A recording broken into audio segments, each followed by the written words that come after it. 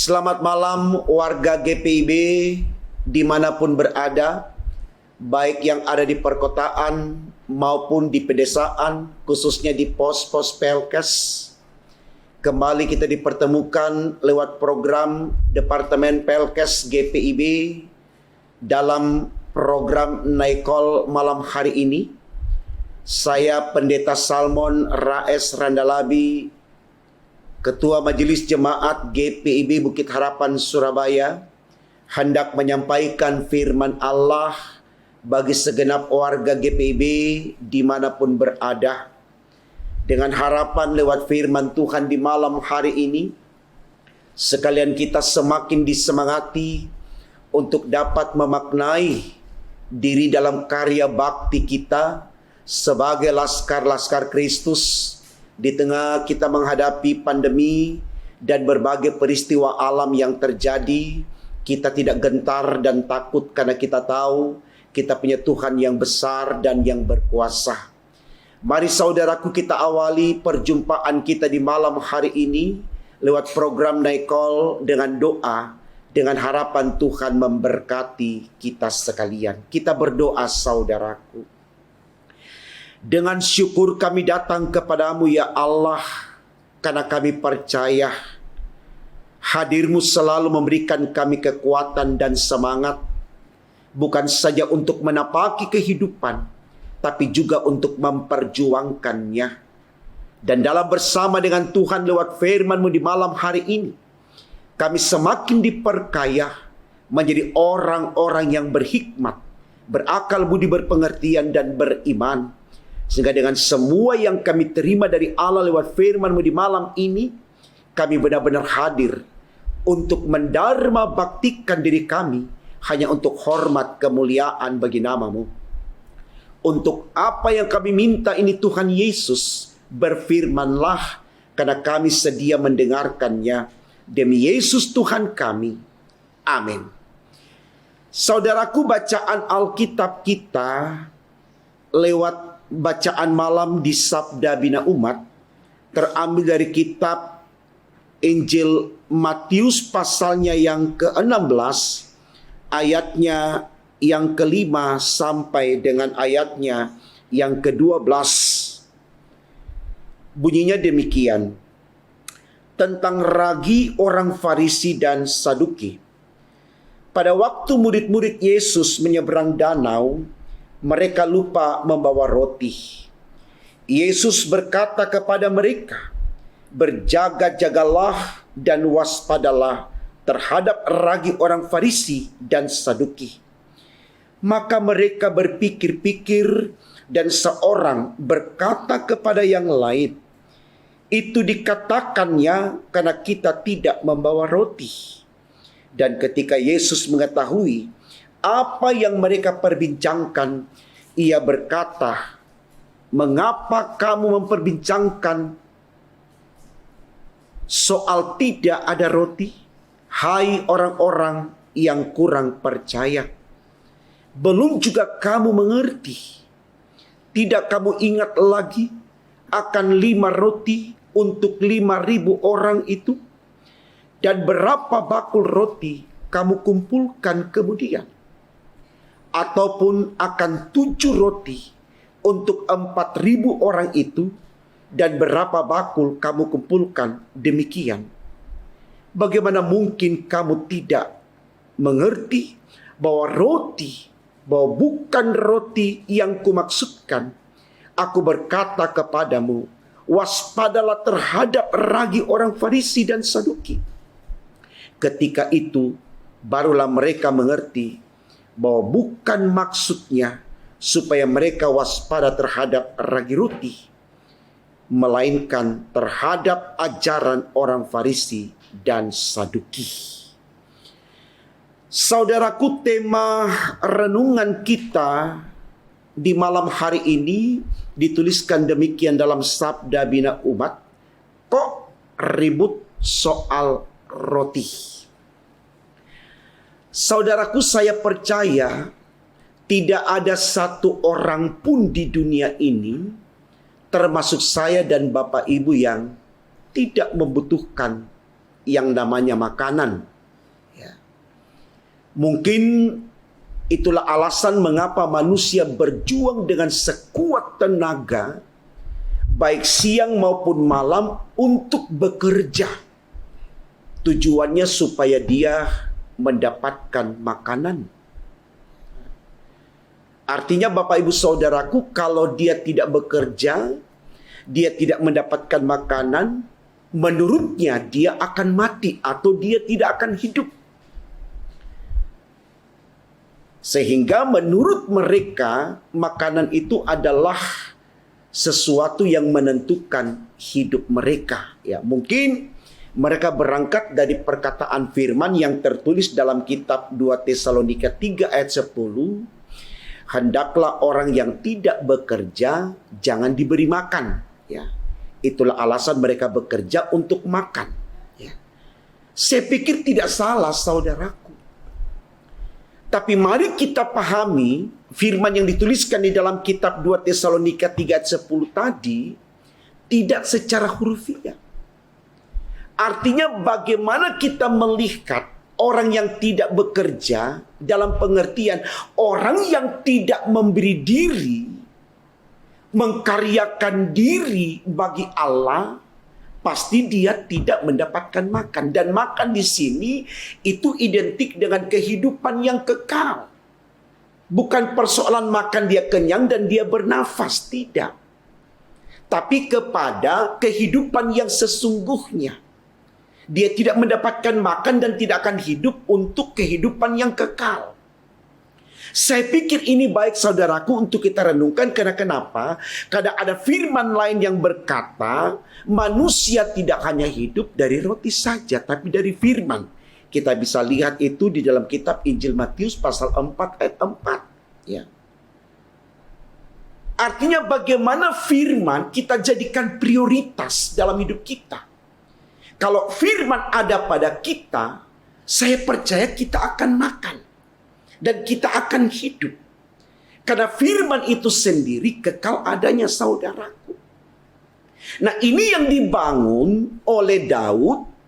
Kendati pun dia seorang raja, dia punya makanan di kerajaannya. Tapi dia berkata, dalam Mazmur 119 ayat 105, firman-Mu adalah pelita bagi kakiku dan terang bagi jalanku.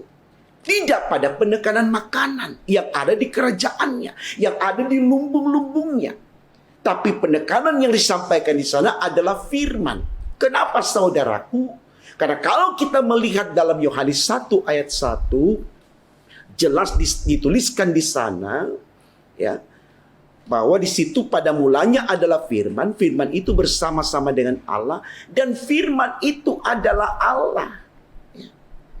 Jadi ini spirit daripada Daud untuk mengerti bahwa ketika dia ada di dalam firman yang adalah Allah, maka pasti dia akan hidup. Dia tidak memikirkan hal apapun dalam pencapaian harapan dan cita hidupnya. Karena dia tahu keberuntungannya itu hanya ada di dalam Allah. Seperti yang diimani oleh Paulus. Yang bisa kita lihat di dalam kitab Filipi 1 ayat 21. Paulus katakan di sana, hidupku adalah Kristus, matiku adalah keuntungan. Saya pikir ini baik saudaraku untuk kita renungkan. Supaya kita mulai belajar untuk mengedepankan tentang firman Allah. Tentang Allah. Seperti dituliskan di dalam Injil Matius 6 ayat 33, ya. Carilah dahulu kerajaan Allah dan kebenarannya, maka semuanya akan ditambahkan bagimu. Ini kebenaran firman saudaraku yang tidak bisa kita tolak, tidak bisa kita bantah. Ya, karena memang kita sangat membutuhkan firman Allah tersebut. Kita sangat membutuhkan Allah.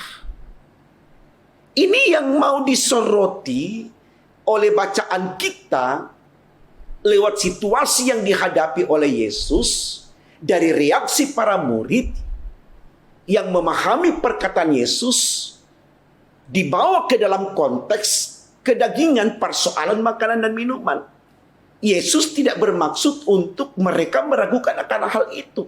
Tapi ketika mereka, ya, waspada terhadap ajaran orang Saduki dan Farisi yang disebut ragi orang Farisi dan Saduki yang dimasukkan Yesus. Mereka tidak akan kekurangan apapun. Makanya dalam percakapan itu Yesus katakan kepada para murid, lupakah engkau akan peristiwa di mana hanya 5 roti, tapi saya bisa memberikan makan 5.000 laki-laki, belum termasuk perempuan dan anak-anak. Dan di situ engkau melihat betapa besarnya kuasaku, ya, karena dari 5 roti masih ada sisanya, ya, yaitu 12 bakul. Diangkat lagi kisah yang berbeda tentang 7 roti dengan memberi makan 4.000 orang. Ini merupakan bukti bahwa manusia tidak usah memikirkan soal makanan dan minuman. Pikirkan saja soal bagaimana dia menerima firman, mengolah firman, memberlakukan firman, maka pasti mereka akan mendapatkan makanan. Karena dalam kitab 1 Korintus 13 dikatakan di sana, saudaraku, Tuhan tidak pernah menguji iman kita melebihi dari kekuatan kita. Bila mana kita dicobai, Tuhan akan berikan jalan keluar kepada kita. Karena sekali lagi, Tuhan tidak pernah menguji iman kita melebihi dari kekuatan kita. Ini pegangan kita sebagai orang percaya. Bagaimana kita memprioritaskan Tuhan, bagaimana kita mengedepankan Tuhan di totalitas hidup kita saat kita mendharma baktikan diri lewat karya bakti kita. Tidak usah pikirkan yang lain, Tuhan sudah sediakan. Saya pikir ini baik saudaraku untuk kita renungkan supaya kita mulai membedakan bagaimana yang harus kita utamakan di dalam hidup ini dan mana yang kita belakangkan. Catatan kecil saja saudaraku, Tuhan kita itu Tuhan yang pecemburu. Tuhan yang tidak mau diduakan. Dia selalu mau dikedepankan. Ini persoalan yang tidak boleh kita tolak, kita harus terima.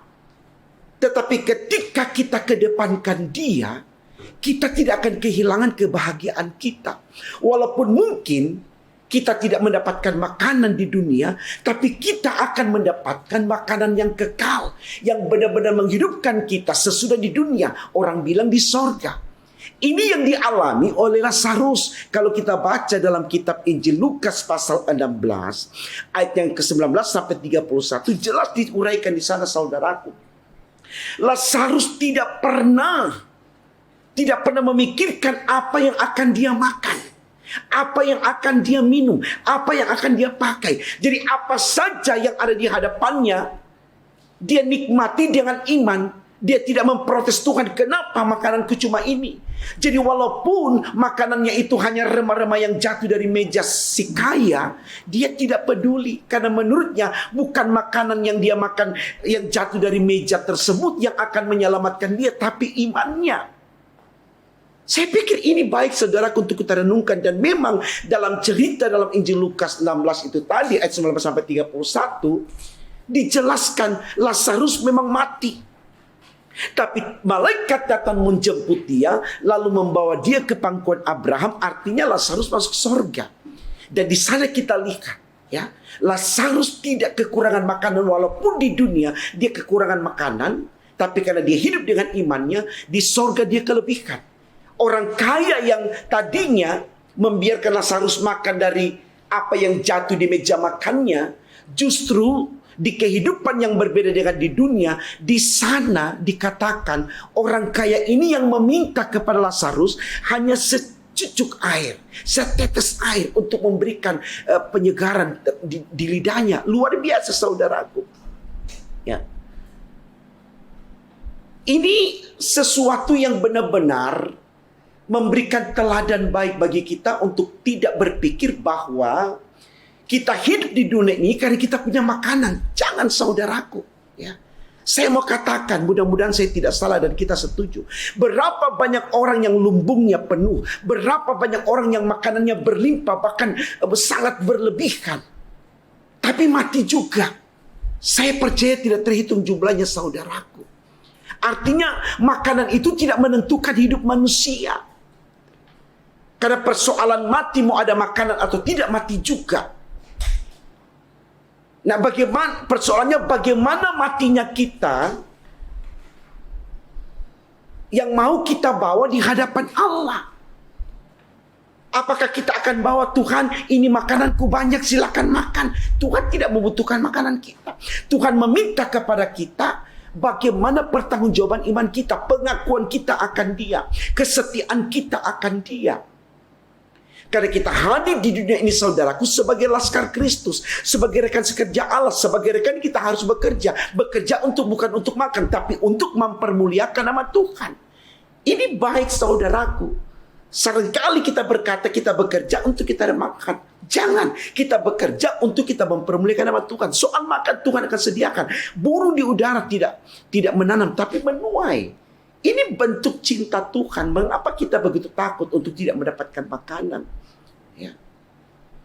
Jadi jangan kita perdebatkan soal makan dan minum. Tapi mari kita perdebatkan bagaimana kita menghadapi situasi yang penuh tantangan dan pergumulan ini. Kalau di masa Yesus dalam konteks bacaan kita berhadapan dengan pengajaran orang Saduki dan orang Farisi yang tidak mau menerima akan kehadiran Kristus sebagai Allah, sebagai Mesias, sebagai Juru Selamat. Kalau di masa sekarang ini, saudaraku, karena kita sudah pahami bahwa memang Kristus itu adalah Allah, Dia adalah Tuhan dan Juru Selamat kita, tapi itu bisa kemudian dirubah oleh karena paradigma yang bermuncul begitu banyak saat ini, bahkan oleh karena peristiwa alam. Gempa bumi, banjir, tanah longsor, gunung Merapi. Kita baru buka pintu 2021, peristiwa di awal tahun, bahkan di bulan Januari ini, saudaraku. Ya, begitu banyak kejadian alam yang terjadi dan ini sangat menggoncangkan iman manusia. Ada gunung Merapi, ya, di Gunung Semeru, ada tanah longsor di berbagai tempat, ya, di Jawa Barat, di Manado, di Kalimantan, bahkan ada gempa bumi di Majene, Sulawesi Selatan, Sulawesi Barat, dan masih banyak kejadian-kejadian alam, pesawat yang jatuh dan seterusnya, saudaraku, luar biasa. Ya, jangan sampai situasi ini, ya, merampas perhatian kita kepada Allah lalu mencari cara lain untuk menyelamatkan diri kita. Mungkin kita ke paranormal, kita ke dukun, kita ke orang pintar. Kita meninggalkan Tuhan kita. Jangan, saudaraku. Yang mau ditegaskan dalam bacaan kita ini, pegang iman kita. Seperti apapun pengaruh yang kita hadapi, seperti apapun situasi hidup yang kita alami, jangan pernah kita meninggalkan Tuhan kita, yaitu Yesus Kristus. Karena kenapa, saudaraku? Jalan menuju surga cuma ada satu. Yohanes 14 ayatnya yang ke-6. Yaitu lewat Yesus Kristus. Ya, ini semangat kita, ini iman kita, ya. Ini pengakuan kita akan kehadiran Kristus sebagai juru selamat kita. Jangan kita lupakan itu, saudaraku. Dan tentu di masa-masa COVID-19 ini, saudaraku, kita belajar siapa kita dalam hidup ini. Kita bukan siapa-siapa. Kita sangat membutuhkan Tuhan, saudaraku. Corona ini, dia tidak melihat orang itu berpangkat atau tidak. Ya, dia datang dengan cara dia. Dia merampas kehidupan orang. Ya. Tidak ada satu manusia pun yang berdaya menghadapi dia. Ya. Mau dia punya pangkat, dia mau terkenal. Kalau sudah kena corona, jiwanya terancam. Dan kita tentu warga GPIB sudah tidak terhitung jumlahnya yang terpapar dan tidak berdaya menghadapi virus corona ini. Apakah kemudian di situasi ini kita masih sombong dengan Allah, saudaraku? Kita masih mau melupakan Allah, kita masih mau mencari makanan minuman, mencari makan minum supaya kita hidup. Ya, kita meninggalkan Tuhan. Ini perenungan yang baik, saudaraku, untuk kita hayati di malam hari ini. Jangan kita mempercakapkan soal makan dan minum. Itu pasti Tuhan kasih kalau kita kedepankan firman Allah. Kembali saya katakan dalam Injil Matius 6 ayat 33 tadi, carilah dahulu kerajaan Allah dan kebenarannya, maka semuanya akan ditambahkan kepadamu. Ditambahkan, bukan dikurangi, bukan dipotong, bukan dicuri, bukan dirampas, bukan dibagi-bagikan, tapi ditambahkan. Kata ditambahkan ini, saudaraku, berarti kita akan mendapatkan sesuatu yang lebih dari di dunia ini. Tentu itu adalah sorga. Jadi jangan kita meminta kata ditambahkan itu di dunia ini. Tuhan, Engkau bilang ditambahkan. Berikan aku yang melimpah dong. Karena ditambahkan. Jangan kita pahami secara hurufiah saudaraku. Mari kita pahami secara iman. Karena Tuhan Yesus sudah ajarkan kepada kita dalam doa Bapa kami. Berikanlah kami makanan yang secukupnya. Bukan dalam kelimpahan. Kalaupun berlebih saudaraku. Untuk apa? Kalau semua menjadi basi dan tidak berarti untuk apa? Tapi walaupun cuma satu piring dan cukup mengenyangkan kita, kenapa tidak? Itu menjadi energi positif bagi kita untuk bersyukur dan bersyukur dan bersyukur. Seperti yang dilakukan oleh Lazarus dalam bacaan Injil Lukas pasal 16 ayatnya yang ke-19 sampai 31 tadi. Jadi mari saudaraku kembali lagi. Jangan tinggalkan Tuhan kita. Jangan lupakan Tuhan kita. Jangan abaikan Dia karena Dia Allah yang pencemburu, Allah yang tidak mau diduakan. Prioritaskan dia dalam hidup kita. Maka percaya, kendati pun Bapak Ibu tidak dapat makanan di dunia ini, tapi Tuhan kasih makanan di surga, dan itu lebih baik. Karena apapun yang ada di dunia ini, ketika kita dudukan dengan surga, mari kita katakan surga lebih penting daripada apa yang ada di dunia ini. Karena surga sifatnya kekal karena Dia baka, tapi yang ada di dunia sifatnya tidak kekal karena Dia fana. Jadi mari kita bangun semangat iman kita untuk mencapai kekekalan, dan itu hanya ada dalam Yesus Kristus. Makanya Yesus katakan kepada para muridnya, hati-hati dan waspada kepada ajaran sesat dari orang Farisi dan Saduki. Dan untuk kita saat ini, Yesus katakan hati-hati dengan peristiwa alam yang terjadi, dengan bermunculnya begitu banyak paranormal yang berkata A, B, C, dan seterusnya. Hati-hati, jangan kita terjebak dengan hal-hal yang spektakuler yang dia katakan, karena itu hanya membawa kita kepada kehancuran dan kebinasaan. Kembali kepada Allah, banggakan Dia, andalkan Dia, sembah Dia, muliakan Dia, maka itulah surga bagi kita hari ini, besok, dan seterusnya. Tuhan memberkati firman-Nya. Mari saudaraku, kita aminkan firman ini dengan doa. Mari kita bersama berdoa. Tuhan Yesus, terima kasih Engkau sudah menyapa kami dengan firman-Mu di malam hari ini. Kami sungguh bersyukur karena lewatnya kami dibuat mengerti betapa pentingnya Engkau dalam hidup kami. Berkenan Tuhan, jangan kami tinggalkan Engkau untuk situasi apapun. Bahkan kendati pun maut mengancam kami, Tuhan, kami tidak pernah meninggalkan Engkau, karena kami tahu Engkau lah surga kami. Dalam Engkau kami akan hidup. Mari Tuhan, jangan biarkan berbagai jebakan yang terjadi dalam dunia ini, bujuk rayu, berbagai macam hasutan di dunia ini, membuat kami terlena dan terbius di dalamnya. Kami mohon Tuhan, tolong berkati kami, agar kami tetap kuat di dalam iman, dan hidup kami terus mempermuliakan nama-Mu Tuhan. Khususnya kami gereja GPIB ya Allah di sorga. Mulai dari majelis sinode, mupel-mupel, regio, seluruh jemaat, baik yang ada di perkotaan, di pedesaan, di pos-pos pelkes, Tuhan berkati semua hamba-hamba Tuhan yang Kau tempatkan dalam pelayanan firman dan sakramen, Tuhan, yang Engkau utus untuk melayani jemaat. Kau berkati mereka di rumah tangganya, Tuhan, dan mampukan setiap hamba-hamba Tuhan untuk memberikan energi positif dan imani dalam penata layanan di tengah-tengah jemaat-Mu dimanapun Engkau utus mereka. Dan biarlah jemaat yang dibangun imannya selalu proaktif memberikan kontribusi terbaik dalam menunjang setiap penata layanan yang terjadi di gereja GPIB, Tuhan, sehingga lewat gereja Tuhan, rumah Tuhan, tempat di mana kami berjemaat, sungguh Engkau semakin diagungkan dan dipermuliakan, Tuhan. Mampukan gereja GPIB menjadi tiang doa untuk dunia ini, menjadi tiang doa untuk bangsa tercinta kami, Tuhan, sehingga lewat doa GPIB, Tuhan, banyak orang diselamatkan, banyak orang dikuatkan, banyak orang dihiburkan, banyak orang terus mencari Tuhan, sehingga lewat doa dan pelayanan gereja-Mu GPIB, Tuhan, banyak lutut akan bertelut, bahkan semua lidah akan mengaku Engkau Tuhan dan Juru Selamat kami, manusia dan dunia ini, untuk kehidupan yang kekal demi untuk kemuliaan nama-Mu Tuhan. Khususnya ya Allah di sorga, di masa-masa pandemi ini, Tuhan, kami juga berhadapan dengan peristiwa alam yang sangat menakutkan.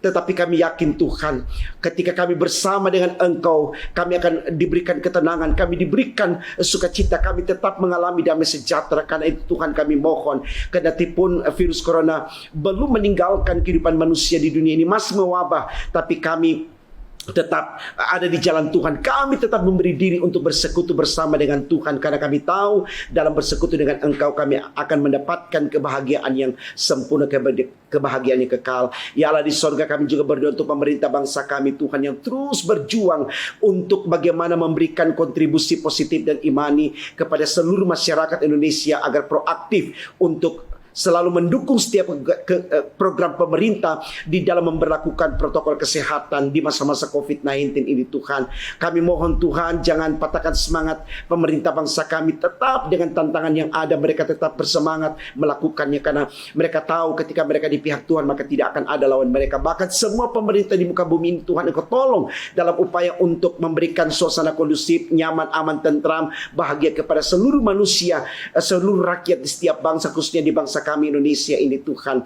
Dan kami mohon Tuhan, biarlah pemerintah kami juga tetap mempertahankan NKRI, kendati pun mendapat rongrongan, ancaman dari berbagai pihak, baik yang dari dalam negeri maupun dari luar negeri. Pemerintah bangsa kami, Presiden Jokowi dengan menterinya, MPR, DPR, semua unsur pemerintah terlibat terkait di dalamnya, TNI, Polri, Engkau berikan kemampuan untuk terus memanage kehidupan pemerintahan dengan baik, sehingga rakyat mengalami ketenangan dan kenyamanan serta kebahagiaan, dan kami bisa mencapai cita-cita mulia kami seperti yang dituangkan di dalam Pancasila dan Undang-Undang Dasar 45, mewujudkan masyarakat yang aman, adil, tentram, bahagia, sejahtera demi untuk kemuliaan nama Tuhan. Terima kasih Tuhan, terima kasih, berkati terus tim medis dalam upaya untuk mengobati pasien corona maupun pasien-pasien yang lain Tuhan. Bela mereka, Engkau jaga rumah tangga keluarga mereka, Engkau selalu pertemukan dengan istri, anak, suami, keluarga mereka Tuhan, ketika mereka selesai melaksanakan tugas medis di rumah sakit atau di mana saja mereka lakukan Tuhan. Jauhkan juga mereka dari virus corona demi untuk kemuliaan nama Tuhan. Dan semua hamba Tuhan, jemaat Tuhan yang sudah terpapar virus corona Tuhan, Engkau sembuhkan dengan cara Tuhan. Engkau jadi dokter dan obat untuk mereka demi untuk kemuliaan nama-Mu. Terima kasih Tuhan, kami yakin percaya Engkau sudah berkati kami dimanapun kami berada. Karena itu Tuhan, kami tidak takut dan gentar melanjutkan kehidupan kami, karena kami tahu Tuhan bersama dengan kami. Ini doa kami Tuhan, sempurnakan dan kabulkan, karena kami berdoa hanya dalam nama Tuhan Yesus Allah kami yang hidup. Haleluya, puji Tuhan. Amin. Selamat berkarya Bapak Ibu Saudaraku. Lanjutkan tugas panggilan pelayanan kita dimanapun kita berada. Yakin percaya Tuhan kita yang Immanuel menyertai kita, Tuhan kita yang Alfa dan Omega, selalu mengawali dan yang akan mengakhiri seluruh karya bakti kita. Tuhan Yesus memberkati GPIB dan seluruh jemaatnya dan seluruh gereja Tuhan dimanapun berada. Haleluya. Amin.